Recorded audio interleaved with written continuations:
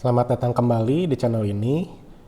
Pada video kita kali ini, kita akan belajar tentang bagaimana caranya membuat pencatatan transaksi dengan menggunakan Google Spreadsheet. Nah, untuk itu silahkan Anda login terlebih dahulu ke alamat email Google Anda.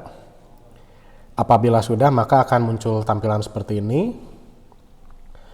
Lalu sesudah itu kita klik aplikasi Google yang ada di sini. Lalu kita pilih Spreadsheet. Kita klik saja. Lalu dia akan muncul seperti ini.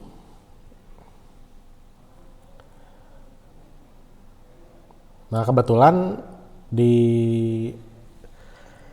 akun saya sudah ada dua file. Kita coba bikin yang baru. Kita klik tombol plus yang ada di sini. Dia akan otomatis membuat spreadsheet yang baru. Misalnya kita ganti title-nya menjadi pencatatan misalnya. Pencatatan. Lalu kita ganti nama sheet 1 menjadi transaksi misalnya. Apabila sudah, maka akan tampilannya seperti ini, dan Anda tidak perlu repot-repot untuk menyimpan hasil pekerjaan Anda, karena setiap perubahan yang Anda lakukan itu akan otomatis disimpan oleh Google. Itu enaknya Google ya teman-teman, jadi nggak usah repot-repot nge-save gitu.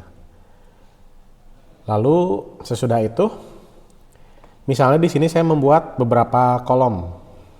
Misalnya di sini ada tanggal, terus di sini ada jenis transaksi.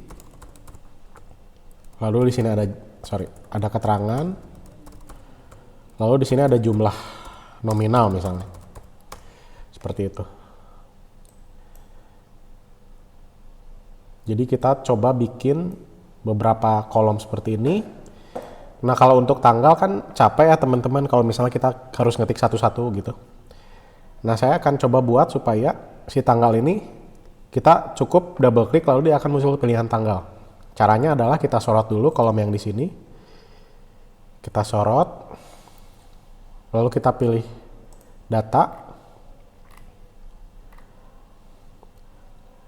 Lalu kita pilih validasi data. Nah, misalnya kita ganti jadi tanggal. Lalu ini kita biarkan saja, lalu kita pilih simpan. Seperti itu. Nanti pada saat teman-teman melakukan double klik, dia akan muncul pilihan tanggalnya. Jadi ini sangat memudahkan sekali. Seperti itu misalnya. Kita bisa pilih tanggal, lalu kita bisa langsung select di tempat. Seperti itu. Nah, tapi bagaimana ceritanya kalau kita nggak mau nih format si tanggalnya tuh kayak gini, pengen yang agak lebih kebaca gitu ya. Nah, kita balik lagi, kita sorot kolom A ini. Lalu kita pilih format, ke angka, ke format lainnya. Lalu kita pilih format tanggal dan waktu lainnya. Kita klik. Misalnya di sini saya pilih formatnya seperti ini, misalnya. Kita pilih terapkan. Nah, dia akan menjadi seperti ini. Dia akan jadi gampang kebaca lah gitu istilahnya ya. Lalu yang berikutnya, di dalam transaksi keuangan itu kan ada yang namanya penerimaan dan pengeluaran ya teman-teman. Nah, ini kan akan capek juga gitu ya kalau misalnya kita ngetik satu-satu penerimaan gitu. Terus pengeluaran, kan capek ya teman-teman ya. Nah, supaya nggak capek kita lakukan hal yang sama seperti yang tadi kita udah lakukan di tanggal. Jadi kita akan bikin combo box otomatis yang isinya pengeluaran dan penerimaan. Jadi kita tinggal pilih aja tanpa harus ngetik. Caranya adalah kita klik kolom B di sini, kita pilih data, kita pilih validasi data, seperti tadi. Kita pilih daftar item. Lalu misalnya di sini saya input penerimaan, pengeluaran. Jadi setiap pilihan itu harus dibatasi oleh tanda koma ya teman-teman. Seperti itu. Kalau sudah kita simpan. Jadi akan muncul combo box seperti ini. Nah untuk ini kan nggak valid ya, kita remove aja validasinya. Caranya adalah hapus validasi. Ini juga sama teman-teman. Kita ke data, validasi data, hapus validasi. Khusus untuk baris yang nomor 1 aja, yang bawahnya biarin. Misalnya kita punya beberapa transaksi di beberapa tanggal. Misalnya di tanggal ini saya punya penerimaan katakanlah 1 juta. Maaf. Ini harusnya gaji misalnya. Lalu nominalnya 1 juta misalkan. Nah ini kan angkanya nggak enak dilihat ya teman-teman ya. Kita format dulu, caranya kita klik kolomnya. Lalu kita pilih format, lalu kita pilih angka. Kita tinggal pilih aja di sini teman-teman. Nah kalau mengurangin desimal, kita tinggal klik ini aja. Nanti dia otomatis ngurangin desimalnya. Simple, mudah teman-teman.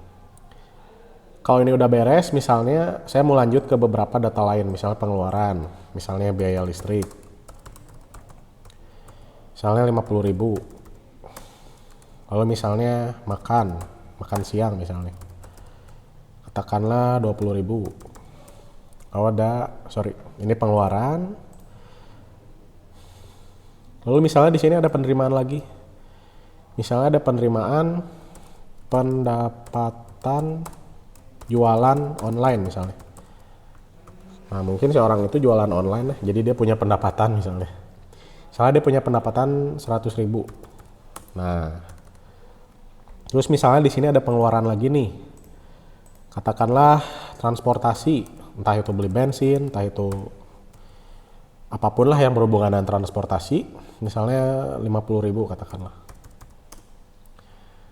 Nah, misalnya kita udah punya data seperti ini ya teman-teman. Nah, sekarang gimana sih caranya kita tahu gitu berapa jumlah penerimaan dan pengeluaran di dalam satu baris transaksi ini. Misalnya kita bikin field jumlah penerimaan. Ini kita perbesar aja kalau misalnya dia kurang lebar. Lalu di sini ada jumlah pengeluaran. Ini juga kita perbesar aja. Misalnya seperti ini. Nah kalau misalnya pengen agak dipercantik, kita bisa bikin ini dengan huruf tebal. Kita tinggal sorot barisnya, lalu kita pilih bold yang di sini. Lalu untuk yang di sini, kita masukin rumus nih teman-teman. Rumus itu adalah sum if. Jadi kita di sini akan misahin antara mana yang harus disum dan mana yang enggak gitu. Kategorinya apa? Kategorinya dilihat dari penerimaan atau pengeluaran. Misalnya saya sum if seperti ini. Misalnya dia itu tipenya penerimaan.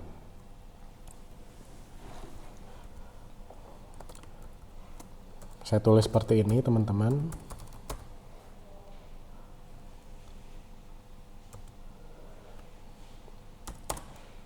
Lalu kita tambahkan ini.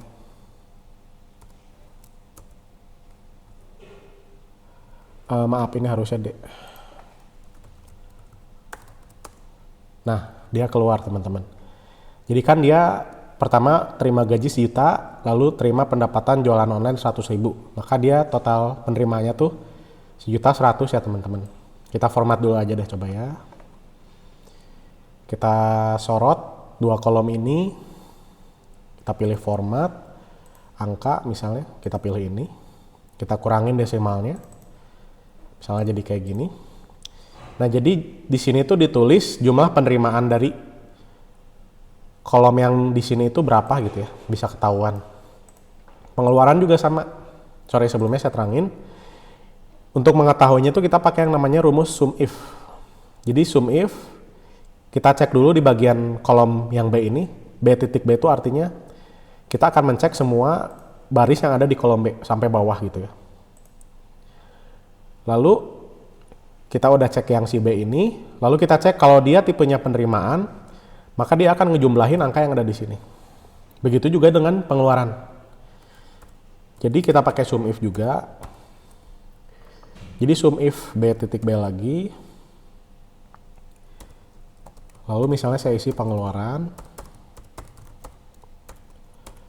Lalu saya isi D titik D di sini. Dia akan ngejumlah pengeluaran yang ada.